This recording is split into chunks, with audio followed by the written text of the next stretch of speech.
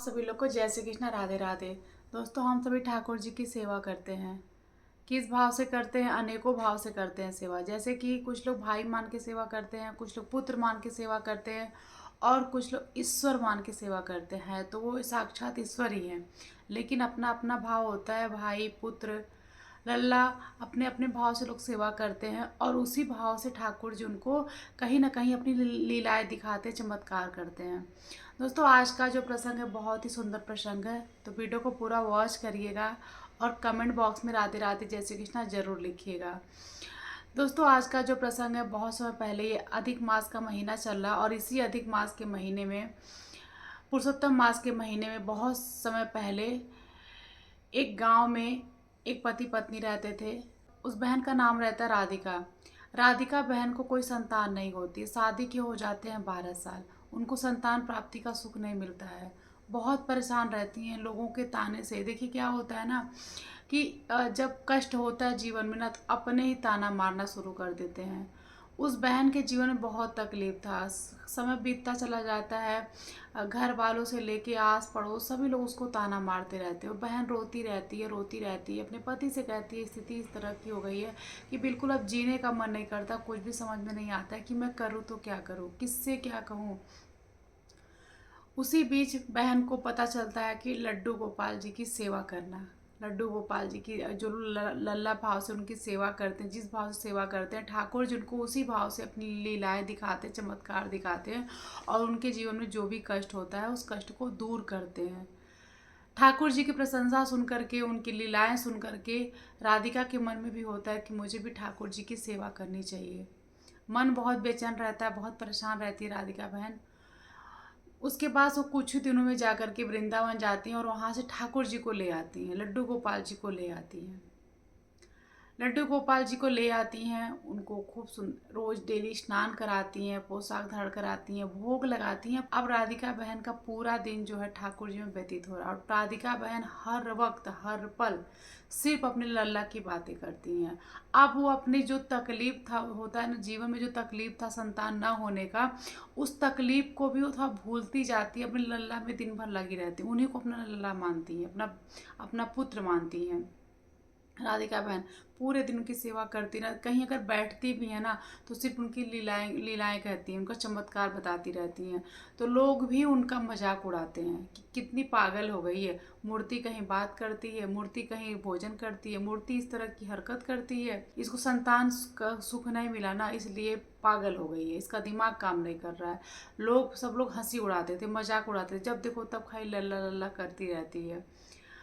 पति पत्नी ठाकुर जी की सेवा करते हैं और पति को बिल्कुल विश्वास नहीं होता है ठाकुर जी ईश्वर पे, लेकिन वो अपनी पत्नी का भाव देख करके, पत्नी ठाकुर जी की सेवा करती है जिस प्रकार से, वो देख करके उनके मन में भी ठाकुर जी के प्रति भाव जागृत होता है और वो भी उसी प्रकार से ठाकुर जी की सेवा करने लगते हैं।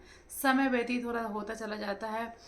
अब दोस्तों क्या होता है, अब राधिका बहन जो है ठाकुर जी को अपने पुत्र भाव से सेवा करती है। तो हर वक्त कुछ भी बनाती है ना, तो घर में अगर कुछ बना रही हैं, भोजन बना रही हैं, चाहे कोई पकवान बना रही हैं, तो कभी ये सोच के नहीं बनाती कि मुझे खाना है। वो हमेशा ये कहती मुझे लल्ला के लिए बनाना, और अपने लल्ला को भोग लगाती और उसी भोग को पा लेती हैं, खा लेती हैं।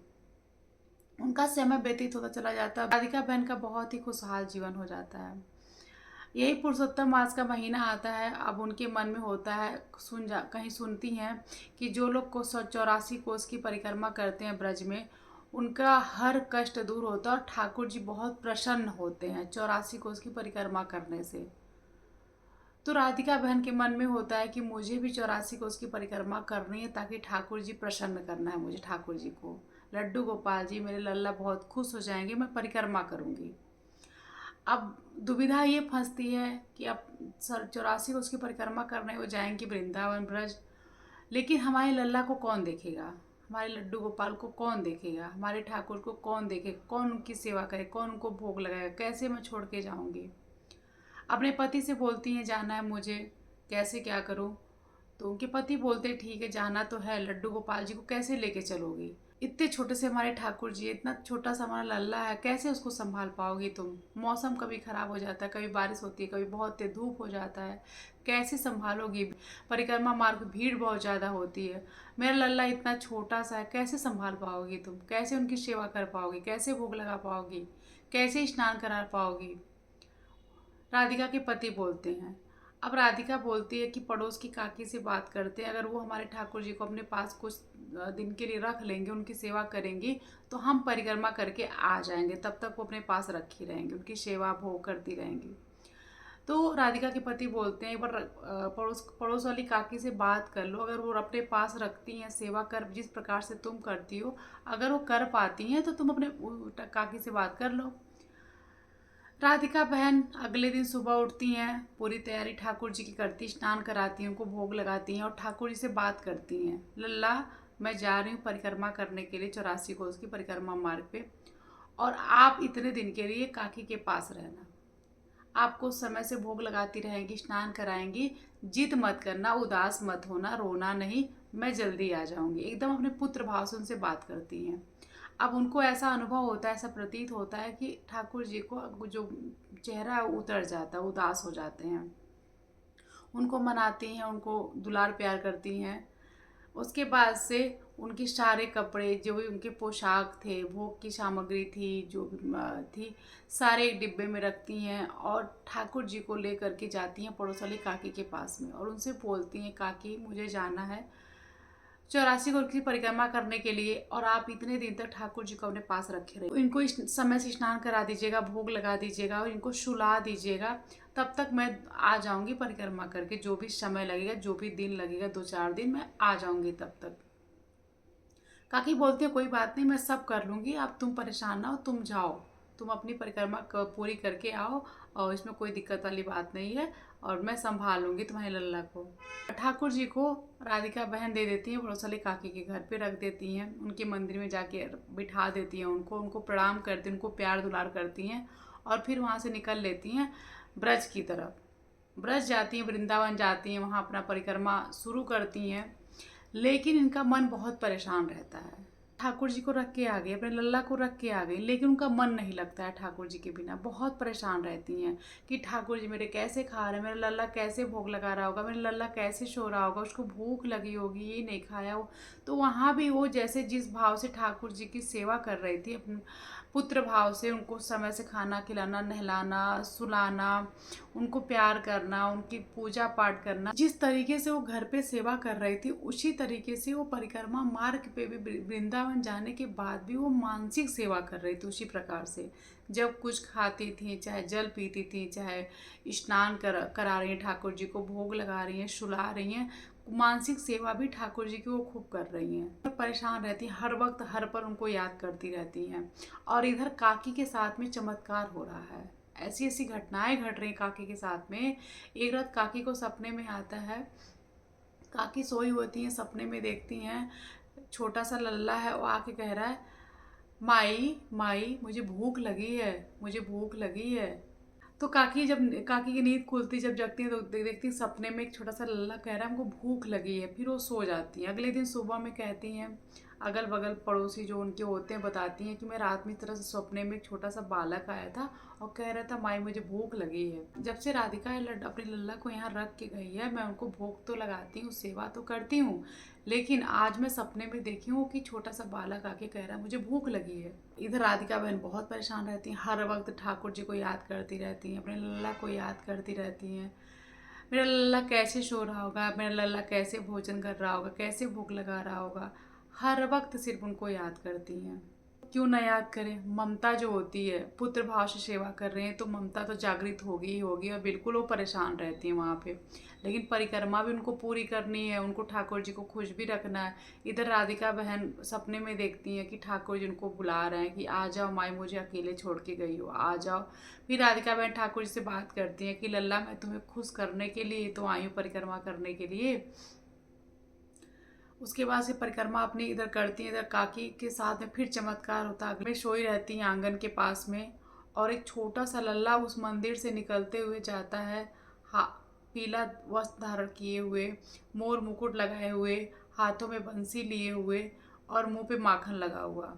जिस मंदिर में काकी पूजा करती थी उसी मंदिर से ठाकुर जी लड्डू छोटा सा लल्ला निकल के आता है और आंगन में आकर के खूब खेलता है। ये दृश्य काकी देख रही होती हैं। अब सुबह काकी उठती हैं और पड़ोसियों को बुलाती हैं, खूब मतलब आवाज़ करती, सबको बुलाती, बोलती हैं, ये जो राधिका ना लल्ला दे के गई है ना हमारे वहाँ ठाकुर जी को, ये कोई साधारण लड्डू गोपाल नहीं है, ये साक्षात ईश्वर है, साक्षात नारायण है ये। कल रात्रि में मैं जो देखी हूँ ना, आप लोग सुन के दंग रह जाएंगे। कल रात्रि में मैं देखी हूँ ना कि जो जिस मंदिर में पूजा करती हूँ उसी मंदिर से छोटा सा लल्ला निकल के आता है और आंगन में आके खेल रहा होता है, पीला पीताम्बर धारण किए हुए, मोर मुकुट लगाए हुए, हाथों में बंसी, मुंह पे माखन लगा हुआ है और आके आंगन में खेल रहा था। और कुछ देर बाद उसी मंदिर के पास जाके वो लल्ला गायब हो जाता है। जब मैं लल्ला से जाके पूछती हूँ कि तुम कौन हो, उससे बातें करती हूँ, तो बोलता है कि मैं आप ही का तो लल्ला हूँ, मैं आपका लल्ला ही तो हूँ, ठाकुर लड्डू गोपाल तो हूँ मैं आपका। और फिर वो बालक गायब हो जाता है वहाँ से। मैं साक्षात ठाकुर जी के दर्शन की हूँ रात्रि में। राधिका का जो लल्ला है ना, ये साक्षात नारायण है, ये कोई मूर्ति नहीं है, कोई साधारण लड्डू गोपाल नहीं है ये। अब गांव गांव से लोग, घर घर से लोग आके ठाकुर जी को देख रहे हैं, दर्शन कर रहे हैं। और इधर राधिका की तबीयत बिगड़ रही है, परिक्रमा पूरी करनी है, थोड़ी सी और रह जाती है, खूब ठाकुर जी को याद करती है। उसके बाद से राधिका को स्वप्न में आता है, लड्डू गोपाल उसको याद कर रहे हैं, उसको बुला रहे हैं, बोल रहे हैं भूख लगी है, नींद आ रही है। अब इधर राधिका बहन को परिक्रमा पूरी करनी है, कुछ घंटों में परिक्रमा पूरी करके वो घर के लिए निकल लेती। जब घर के लिए निकलती हैं, पहुंचती हैं घर पे कुछ शाम को, तो घर के बाहर, काकी के घर के बाहर बहुत भीड़ लगी रहती है। अब राधिका बिल्कुल परेशान हो जाती है कि काकी को कुछ हो गया क्या, मैं तो लड्डू गोपाल को यहीं दे के गई थी, मेरे लल्ला को कुछ हो गया क्या, या काकी को कुछ हो गया क्या।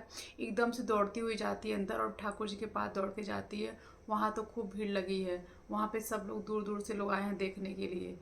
जाके ठाकुर जी के पास जाते, ठाकुर जी अपने स्थान में बैठे हुए होते हैं। तब काकी कहती है, राधिका ये तेरा लल्ला ना कोई मूर्ति नहीं है, कोई धातु नहीं है तेरा लल्ला, साक्षात जीवित है तेरा लल्ला। तू सच कहती है मेरा लल्ला है, तू सच कहती है मेरा पुत्र है, सच में ये तेरा पुत्र है। मैं सच में रात में ना ठाकुर जी के दर्शन की हूँ, लल्ला तुम्हारा मुझे दर्शन दिया है, मैं बात की हूँ और इसी मंदिर में जाके वो गायब हो गया है। ये कोई साधारण लड्डू गोपाल नहीं है, ये तुम्हारे लल्ला जीवित हैं, ये इसमें इनके अंदर प्राण है। ये तुमको सच में तुम कह रही थी कि मेरा लल्ला इस तरह की लीलाएं करता है और मैं 3 दिन से देख रही हूँ तुम्हारे लल्ला, तुम उधर गई हो, इधर लल्ला तुम्हारी लीलाएं दिखा रहे हैं मुझे। उसके बाद से राधिका की आंखों से खूब अश्रु गिरने लगते, खूब रोती है। ठाकुर जी को अपने घर ले आती है, उनको अपने मंदिर स्थापित करती है, उसको भोग लगाती है, उसकी सेवा करती है, उनको सुलाती हैं। उसी रात राधिका को स्वप्न में आता है और लल्ला, एक छोटा सा बालक, राधिका से कह रहा है, मैया मुझे परिक्रमा नहीं चाहिए, मैं परिक्रमा से खुश नहीं होता हूँ, मुझे प्रेम चाहिए होता है।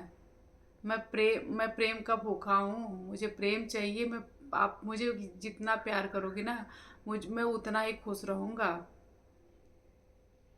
राधिका की आंखें खोलती है, राधिका रोने लगती है, बोलती है, हाँ सच में कह रहा है मेरे लल्ला, मैं गलती की हूँ, मैं तुम्हें छोड़ करके मैं परिक्रमा करने चली गई थी, ये मेरी गलती है। आज के बाद से मैं तुम्हें कहीं छोड़ के नहीं जाऊंगी, जहाँ भी जाऊंगी तुमको ले करके जाऊंगी, नहीं जा पाऊंगी तो नहीं जाऊंगी, लेकिन तुम्हें छोड़ के कहीं नहीं जाऊंगी। जब तक ये सांसें हैं तब तक मैं तुम्हारी सेवा में लगी हुई मैया तुम्हारे साथ हमेशा रहेगी। राधिका कहती हैं। उस पर राधिका पति पत्नी दोनों लोग ठाकुर जी की सेवा में लग जाते हैं और फिर चमत्कार होता है राधिका के जीवन में कि कुछ समय बाद राधिका को खुशखबरी मिलती है और राधिका माँ बनने वाली रहती हैं और खूब सुंदर सा लल्ला उनको उनकी गोद में आता है। तो दोस्तों, जो लोग ठाकुर जी की सेवा कर रहे हैं ना, जिस भाव से आप कर रहे हैं, बस आपके अंदर भाव होना चाहिए, वो विश्वास होना चाहिए, उसी भाव से ठाकुर जी आपको जरूर दर्शन देंगे, जरूर लीलाएं दिखाएंगे। बस आपके अंदर भाव और विश्वास होना चाहिए। जिस भाव से आप कर रहे हैं, बस आपके अंदर विश्वास होना चाहिए। आपके हर कष्ट, दुनिया भले हंसती हंसने दीजिए, आप अपने कर्म पे और अपने ठाकुर पे विश्वास रखिए, आपके जीवन से हर कष्ट दूर हो जाएंगे, आपको पता भी नहीं चलेगा। बस आप अपने कर्म करते चलिए और अपने ईश्वर पर भरोसा रखिए, अपने ठाकुर पर भरोसा रखिए। जिसका कोई नहीं होता ना, उसके नारायण होते हैं। तो दुनिया क्या कहती है कहने दीजिए, आप अपने काम पे फोकस करिए, अपने ठाकुर पे विश्वास रखिए, हर कष्ट को दूर करेंगे। इसी के साथ में सबको करते हैं राधे राधे, जय श्री कृष्ण।